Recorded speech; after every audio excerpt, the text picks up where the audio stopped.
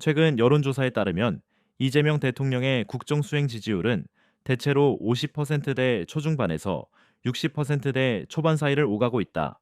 일부 조사에서는 약 53%로 하락세를 보였지만 다른 조사에서는 60% 이상을 유지하며 비교적 안정적인 지지 기반을 보이고 있다는 평가도 나온다.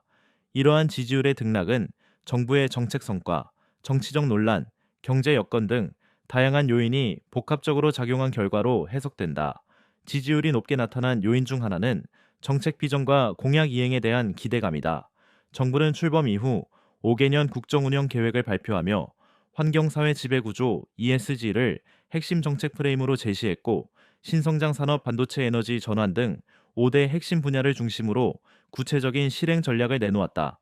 또한 97 부동산 공급 대책을 통해 수도권에 매년 27만 가구를 공급하겠다는 대규모 주택 정책을 발표하며 실질적인 민생 개선에 대한 기대감을 높였다.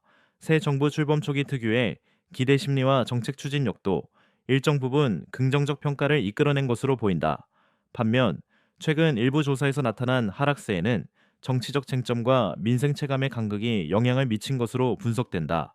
대법원장 퇴임 관련 발언 등 정치적 논란이 정부의 정책 메시지를 흐리게 했고, 경제적 어려움과 생활비 상승 등 국민이 직접 체감하는 문제들이 지지율 하락 요인으로 작용했다는 해석이 있다. 여기에 조사 기관과 시점, 표본 구성에 따른 변동성도 크기 때문에 단일한 수치로 지지 흐름을 단정하기는 어렵다. 결국 정부의 지지율은 단기적 여론보다 장기적인 정책 신뢰와 소통 능력에 의해 결정된다. 향후 지지율을 안정적으로 유지하기 위해서는 공약의 실질적 성과를 국민이 체감할 수 있도록 하는 것이 중요하다. 정책 추진의 결과를 투명하게 공개하고 국민과의 대화 채널을 확대해 신뢰를 회복하는 것이 핵심 과제로 꼽힌다.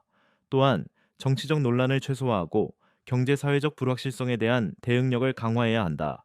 이재명 정부의 지지율은 단순한 수치 이상의 의미를 가진다. 그것은 국민이 정부의 방향성과 실행력을 어떻게 평가하고 있는지를 보여주는 지표이자 앞으로의 국정 운영이 어떤 방식으로 진화해야 하는지를 알려주는 신호이기도 하다. 따라서 정부가 지지율 변화를 단순한 평가로만 받아들이기보다 정책의 실효성과 국민 신뢰를 높이기 위한 피드백으로 활용할 필요가 있다.